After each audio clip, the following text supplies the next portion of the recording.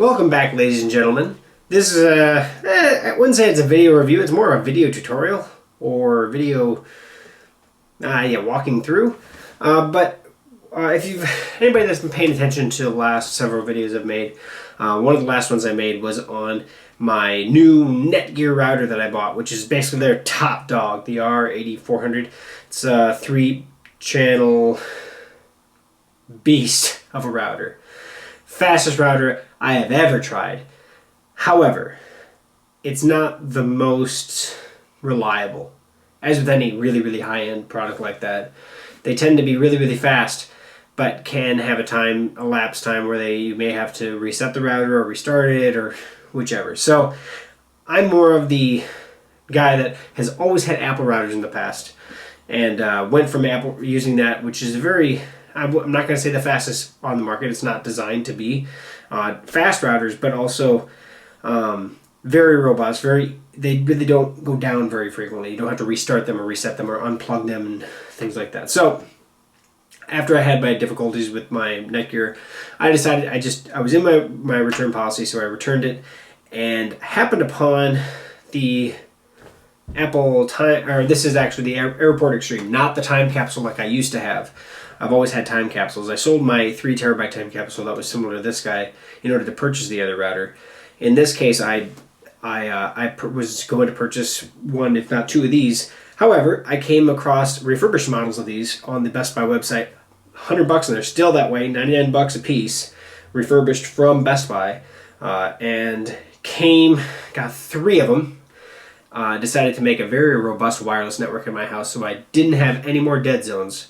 Had a few dead zones in the past, and it fixed my issue. I have not had a single problem since I've installed them, even being refurbished.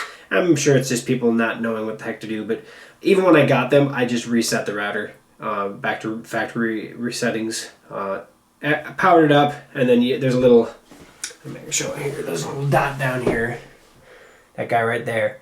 You push and hold that, and I just pushed it in with a paper clip or a pencil or a pen or something.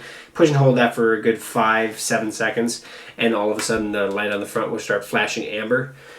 And that's telling you that you literally reset it back to factory settings, and then it's going to restart. And once it restarts, it'll be back to like it came brand new out of the box. And so that's what I did on all 3 of them because they were refurbished. They're not brand new out of the box. So I did that, plugged them in, had them all set, and had all 3 running. Now, I took this one out to show you what it looks like, and it looks the same as it did on my time capsule, and I'll put that time capsule video over there. But you're going to see there's going to be the WAN connection for your modem, or for my case, for the one for the modem, and then the other 2 I do have hardwired to the main one I have. And you can do it wirelessly as well, but I like hardwired. And then 3 LAN connections for whichever devices you want hardwired to this guy, and then through output, and then a USB connection to share a hard drive or a printer or whichever you have. Most printers are wireless now, so basically a hard drive or something for network storage.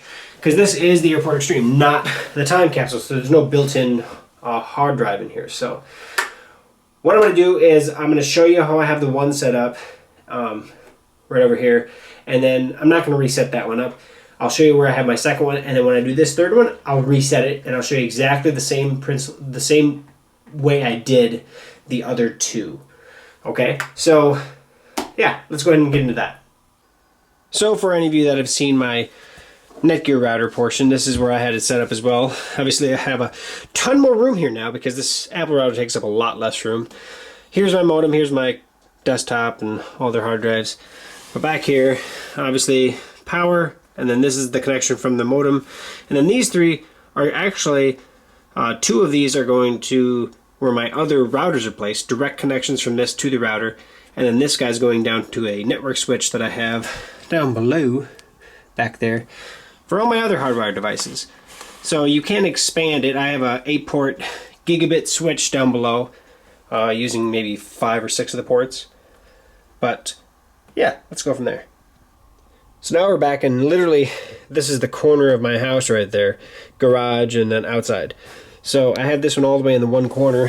You can see where I have the port coming in from the main modem, main router, sorry. And then this is actually going to my PS4, and then I have a second one I just have to replug in here for my Apple TV. I have that one actually going direct for now. Just I was testing some things out with the Apple TV. But anyway, I usually have that plugged in here as well. And then there's obviously a extension of the other routers. So I'll show you where I'm going to set up my third one in my bedroom, which is on the other corner of the house. So now I'm in my bedroom. I have my iPhone here just in case when we do this setup here. And all I did was plug in the power and the connection from the other router plugged into this one. So I'm doing this as a hardwire setup.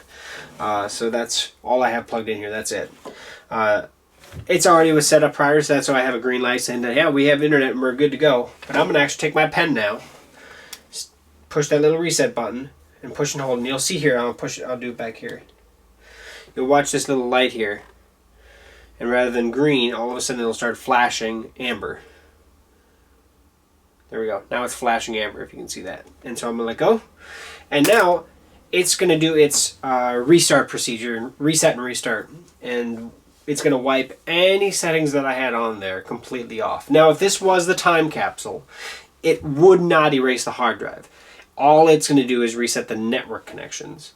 So those of you that have time capsules instead of AirPort Extremes, don't worry, you can push that reset button. It's not going to horse around with anything that's saved on the hard drive. All it's going to do is reset the network connection so that you can reset up the Wi-Fi part. And that way, if you have to change passwords or make a different SSID or whatever, you can just reset all of that information there. And so it's going to slowly blink amber, saying that, you know, it's restarting, but also the fact that it doesn't have a connection, it doesn't know what to do with that connection, even if it did.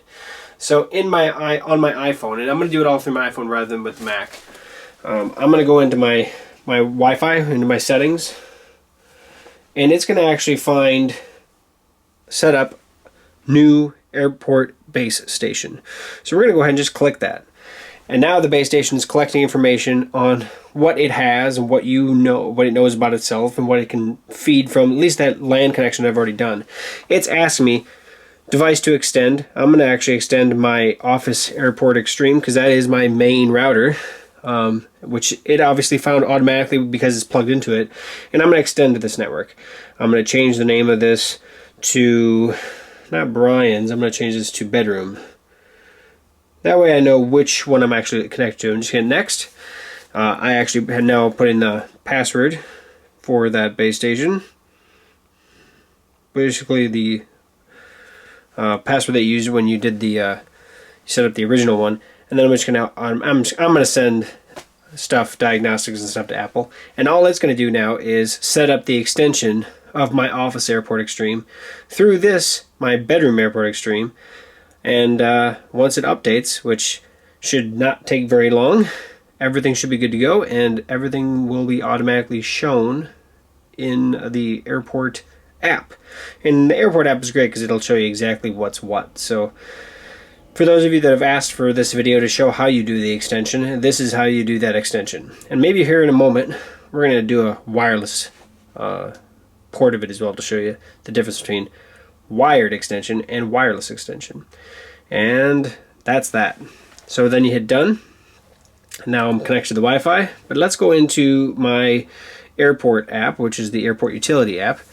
And in here, it's going to show you all the capabilities. So Office AirPort Extreme is the main guy, and then I have 3, which is 1 in the basement and then 2 in my upstairs. So that is how you do an extension of your network and make a very, very, very robust wireless network. Alright, so now we're going to do the same thing. We have it now, it doesn't know what to do because I just disconnected everything. I'm going to do the reset again. This time, only power connected. So, it's slowly, if you look back here, it's slowly blinking amber. If I push and hold for that 5 seconds, it's going to do that fast blink again.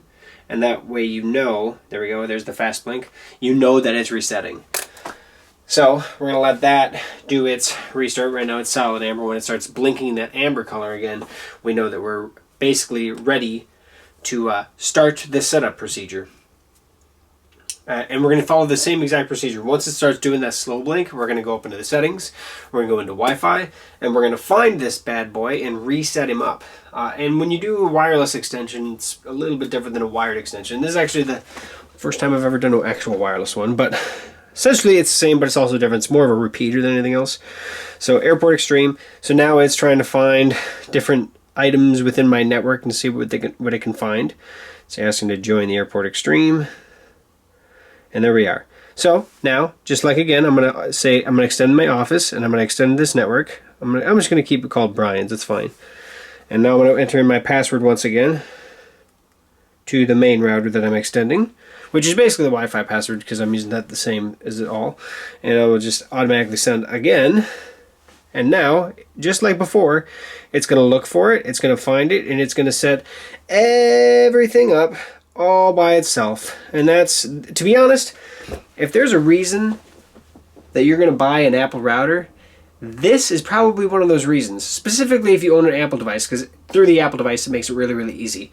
But secondly, it's retarded easy to set up. I mean, really easy to set up and really easy to maintain, and it kind of takes care of itself. You don't really have to do a whole lot of restarting and anything like that. So it's now just waiting for this thing to restart. So once it restarts and finds the network and turns over, it's still waiting. Once it does that, then it'll give me the A-OK on here.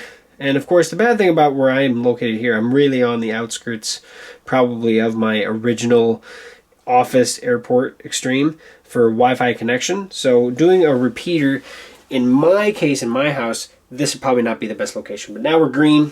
Now we're good. If I hit done, let's go back over to show you again. Open up my AirPort utility, and it's now going to show Brian's AirPort Extreme right there, connected just fine. So even if you're not doing hardwired, wireless works awesome. It's just as easy to do wireless as it is wired, and now I even know that because I've never actually done it. But there you go. That's the building a robust network using AirPort Extremes, and actually I have one time capsule, an older wireless end time capsule on there as well. So there we go. So there we go. That is the wireless network, or the wireless network setup using multiple AirPort Extremes or time capsules, or any Apple router for that matter. Same thing would happen if you use the AirPort Express. You could do the exact same setup. It's just using the AirPort Express rather than the Extreme. So the setup through the app is the exact same way. That app is available on all the iPhones, all the iPads, and all the Macs. And you can even get it for Windows. Although I don't know if they support it so much as they used to. You can still download it because the app works. I know on Windows 7 for sure. I've never used it on Windows 10 myself, so I'm pretty sure it does, from what I've heard online at least. So that's easy way to make a robust multiple routered network using the Apple routers. Definitely the easiest way to do it from any router I've ever tried. But also the fact of the matter is they work very, very well together. Port mapping works really, really good. Everything within the whole Apple ecosystem works very hand in hand together.